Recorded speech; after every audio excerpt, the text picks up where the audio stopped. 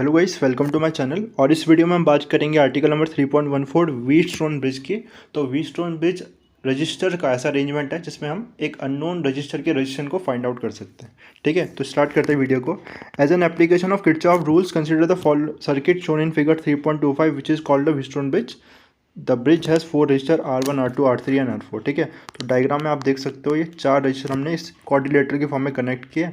Okay, और उसके बाद across one pair of diagonally opposite points A and C a source is connected. This is called the battery arm। ठीक है, और ये diagonally opposite जो एंड है A और C, हमने यहाँ पर क्या किया, बैटरी कनेक्ट कर दिया। तो इसे हम क्या बोलेंगे, AC को बैटरी आर्म बोलेंगे। ओके, इसके बाद नेक्स्ट है between the other two vertices B and D a galvanometer G is connected. This line shown as BD in the figure is called galvanometer arm। ठीक है, और जो दो वर्टाइसेस है B और D, हमने यहाँ क्या कनेक्ट किया है, गैल्वेनोमीटर। आपको पता है गैल्वेनोमीटर एक डिवाइस है जिससे हम करंट को डिटेक्ट कर सकते हैं।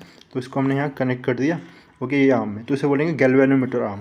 ओके, और ये वाला हो जाएगा बैटरी आर्म। AC हो जाएगा बैटरी आर्म, वो galvanometer arm. Now for simplicity we assume that the cell has no internal resistance. In general there will be current flowing across the resistor as well as the current Ig through G। ठीक है, तो हम assume करेंगे कि इस battery का कोई भी इंटरनल रेजिस्टेंस नहीं है और इससे Ig करंट फ्लो करेगा। कहाँ से, रजिस्टर के अक्रॉस ये I1 I2 करंट फ्लो करेगा, और इसके अक्रॉस कितना करंट फ्लो करेगा, हम मानेंगे वो Ig करंट फ्लो करेगा। ठीक है, जो गैल्वेनोमीटर आर्म है। Now of special interest in the is the case of the balance bridge where the resistor are such that I is equal to 0। लेकिन जो हमें हमारे लिए इम्पॉर्टेंट क्या है, वो है जो केस जिसमें जो इस आर्म में जो करंट फ्लो कर रहा है, जिसे हम IG बोल रहे थे, वो क्या होना चाहिए, 0। ठीक है, वही कंडीशन को हम लेंगे और उससे हम बैलेंस ब्रिज की कंडीशन बोलते हैं इसे, और इसी की हेल्प से हम अननोन रेजिस्टेंस को फाइंड आउट करेंगे। ठीक है, तो हम कौन सी कंडीशन लेंगे, जब IG 0 हो जाए, इस आर्म से कोई करंट फ्लो ना करे। वो कैसे करेगा, अभी देखते हैं उसको। Okay, we can easily get the balance condition such that there is no current flowing through G। तो हमें बहुत इजीली वो कंडीशन मिल जाएगी जब इसमें से करंट क्या हो, 0 फ्लो करेगा। ठीक है, तो देखो इसमें in this case the Kirchhoff junction rule apply to junction D and B immediately give us the relation I1 is equal to I3 और I2 is equal to I4। तो हम स्टार्ट कैसे करेंगे, तो स्टार्ट हम करेंगे IG को 0 मान के कि IG 0 है। ठीक है, इससे करंट कोई फ्लो नहीं कर रहा है। उस कंडीशन में देखो I2 क्या I4 के इक्वल नहीं होगा, क्यों, क्योंकि यहाँ से तो कोई करंट फ्लो नहीं कर रहा। तो I2 क्या होना चाहिए, I4 के इक्वल होना चाहिए अकॉर्डिंग टू जंक्शन रूल। ठीक है, क्योंकि I2 किसके इक्वल होना चाहिए, I4 प्लस IG, और IG तो 0 है। ठीक है, सिमिलरली I1 और I3 भी क्या हो जाएंगे, इक्वल हो जाएंगे। ठीक है, इसके बाद देखो अब हम क्या करेंगे, इसमें लूप रूल अप्लाई करेंगे। ठीक है, पहला लूप देखते हैं कौन सा, ADBA देखो कहाँ है, ये रहा ADBA। इस लूप में देखो, हाँ, करंट की डायरेक्शन ये, मैं इस लूप को कंसिडर कर रहा हूँ। तो लूप की डायरेक्शन में मैंने आपको बताया था, लूप की डायरेक्शन हम जब जाएंगे तो क्या लेंगे, माइनस लेंगे। ठीक है, तो कितना आ जाएगा यहाँ से पोटेंशियल ड्रॉप I1 R1। ठीक है, फिर से एक बार क्या समझते कैसे, क्योंकि देखो ये V1 है और ये V2 है। ओके, पोटेंशियल डिफरेंस कैसे निकालते हैं, V2 minus V1। Higher potential कौन सा है, V1 की V2, करंट हो रहा है यहाँ से यहाँ फ्लो। हायर पोटेंशियल हमारा V1 है, क्योंकि करंट हमेशा हायर से लोअर जाएगा। तो V2 माइनस V1 क्या आएगा, नेगेटिव आएगा, इसलिए माइनस I1 R1 लिया। ठीक है, इसके बाद अब इसमें से कोई करंट फ्लो कर रहा है इस आर्म में से, IG 0 है, तो यहाँ पर तो 0 ही आएगा। ठीक है, अब यहाँ पर बात करूँ मैं, तो यहाँ करंट की डायरेक्शन क्या है, देखो करंट की डायरेक्शन ये है और मेरा लूप जा रहा है इधर, मैं इस लूप में मूव कर रहा हूँ। ठीक है, तो यहाँ पर क्या है, लूप की डायरेक्शन देखो V1 पहले आएगा और ये V2 आएगा। ठीक है, अब मुझे बताओ V2 माइनस V1 निकाल रहा हूँ, मैं लूप की डायरेक्शन के अकॉर्डिंग लेता हूँ। ठीक है, V1 V2, मैं यहाँ से यहाँ जा रहा हूँ ना, V1 V2। ओके, तो V2 माइनस V1, इसमें V1 बड़ा है कि V2 बड़ा है, तो आपका आंसर है V1 बड़ा है। क्यों, सॉरी V2 बड़ा है, क्योंकि करंट हमेशा हायर से लोअर पोटेंशियल जाता है। तो ये क्या आ जाएगा, V1 V2 plus V2 minus V1 क्या आ जाएगा, पॉजिटिव आ जाएगा। तो इस केस में ये प्लस आएगा I2 R2।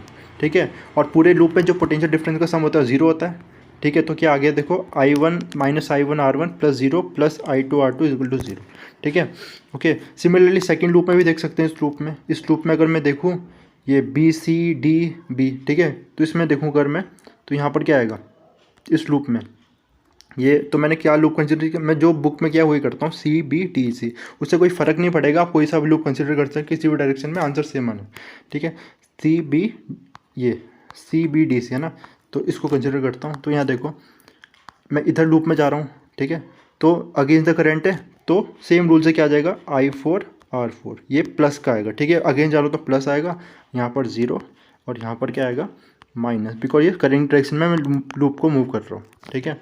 I3R3 और ये 0 के इक्वल आ जाएगा, ठीक है। अब तो ये आ गया और इसमें मैं क्या करूँगा, I4 और I3 को किसके इक्वल रखूँगा, I4 को I2 के और I3 को I1 के, ठीक है। और जब मैं ऐसा करता हूँ तो देखो मेरी इक्वेशन ये बन जाएगी, I2R4 + 0 माइनस I3R4।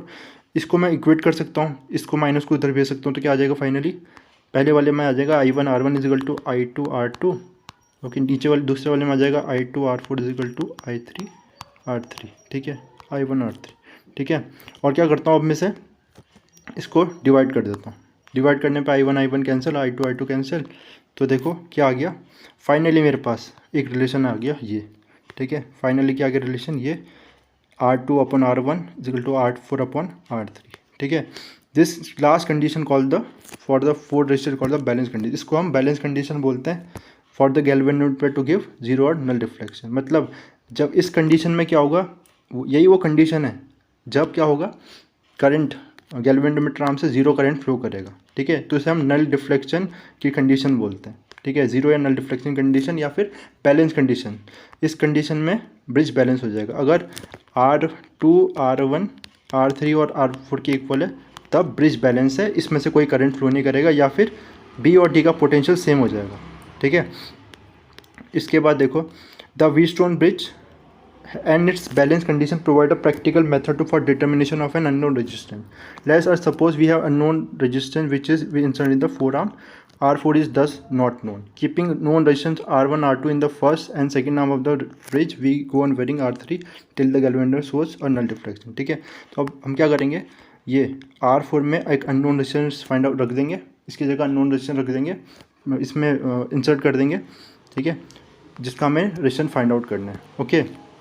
और ये जो होगा, ठीक है, R2 और R1 ये रजिस्टेंस हम फिक्स कर देंगे, ये नोन होंगे हमें। तो हम R3 को वेरी करेंगे, तब तक वेरी करेंगे जब तक कि हमें IG 0 ना मिल जाए, मतलब नल डिफ्लेक्शन में मिल जाए, गैल्वेनोमीटर में कोई भी डिफ्लेक्शन ना मिले, ठीक है, मतलब इससे कोई करंट नहीं फ्लो कर रहा है, तो ये बैलेंस, हम बोलेंगे ब्रिज बैलेंस हो गया इस कंडीशन में, ठीक है। तो तब क्या हो जाएगा, R2/R1 = R4/R3, ठीक है। अब इसमें R1 R2 तो नोन है, ठीक है, और R4 अननोन है, तो ये नोन है, ये नोन है और ये भी नोन है, इसलिए R4 हमें फाइंड आउट हो जाएगा, ओके। तो इस तरह से हम व्हीटस्टोन ब्रिज की बैलेंस कंडीशन से अननोन रेजिस्टेंस को फाइंड आउट कर सकते हैं, ठीक है। तो R4 हमारा आ जाएगा R3 × R2/R1। Practical device using this principle is called meter bridge, it will be discuss in the next section.